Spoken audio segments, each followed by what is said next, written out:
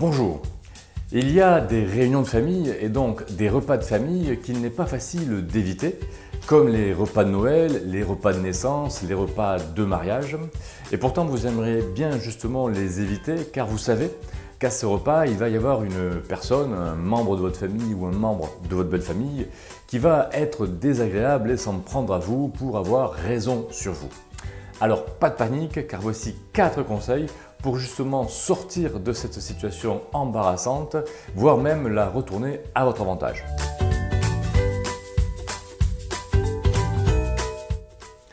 En général, les attaques de l'autre, de la personne qui veut vous critiquer, n'ont qu'un seul but, vous prouver à vous et aux autres qu'il est le meilleur.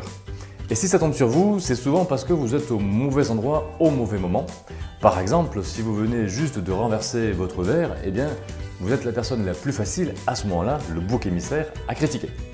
Il se peut aussi que, malgré vous, vous représentiez un symbole dans cette réunion de famille, comme la personne qui a le plus de diplômes, ou qui a le mieux réussi, ou qui a quelque chose en plus que les autres, et que du coup, la personne qui a envie de vous critiquer, en voyant cela, se sente soit inférieure, soit en tout cas n'aime pas sa position, et donc ait envie de vous disqualifier pour montrer qu'en fait, la chose que vous avez en plus que les autres n'est pas aussi bien que ce qu'on pourrait le penser. C'est pourquoi ça n'a rien à voir avec vous, mais plutôt avec l'autre, qui ne supporte pas qui vous êtes ou qui ne supporte pas qui il est et qui du coup, par effet de frustration, a juste envie de vous critiquer pour se sentir mieux après.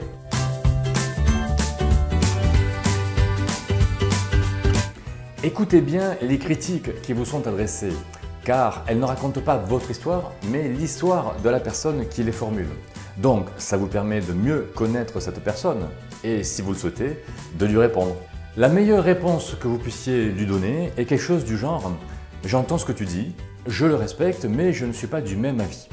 Ainsi, vous ne lui donnez pas tort, vous n'envenimez pas la situation, vous dites juste que chacun a le droit de penser différemment, ce sur quoi il ne peut que être d'accord avec vous.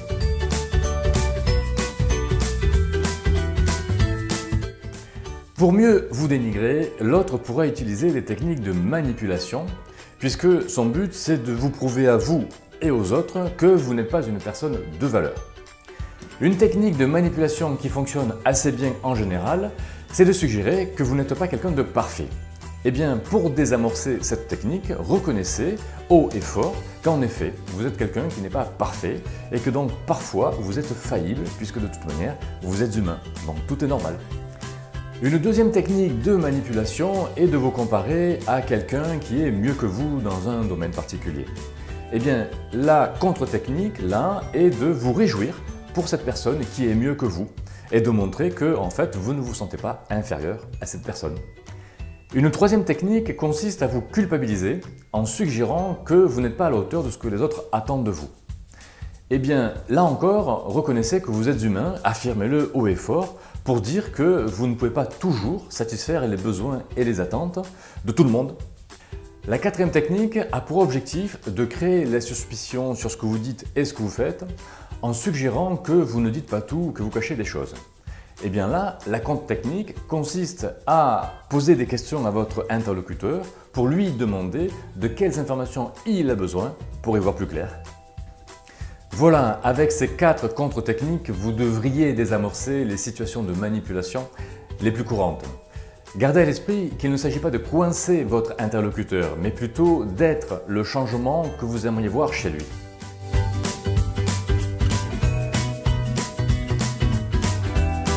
Pensez à Gandhi ou à d'autres grandes personnalités comme le Dalai Lama, Nelson Mandela, Mère Teresa, pour imaginer ce que eux feraient en face d'une personne qui serait en train de les critiquer. Soyez cet exemple.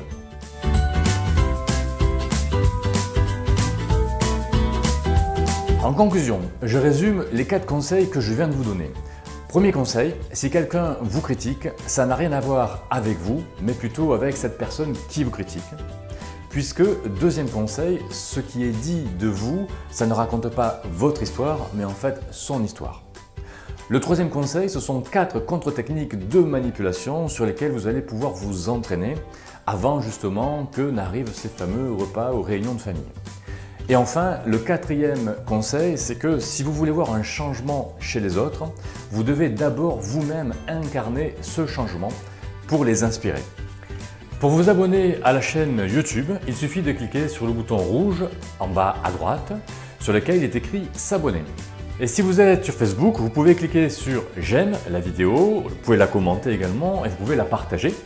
Et vous pouvez même aimer la page Yumi afin d'être sûr de ne rien rater de nos publications. Voilà, cette vidéo est à présent terminée et j'espère que ces 4 conseils vont vous aider à passer de belles réunions de famille puisque le but quand on se retrouve en famille, c'est d'avoir des moments qui sont agréables. Je vous invite à partager cette vidéo avec des personnes qui pourraient justement être dans des situations pas très confortables quand elles se retrouvent dans ces réunions de famille. Et quant à moi, je vous dis à très bientôt pour de nouvelles aventures relationnelles.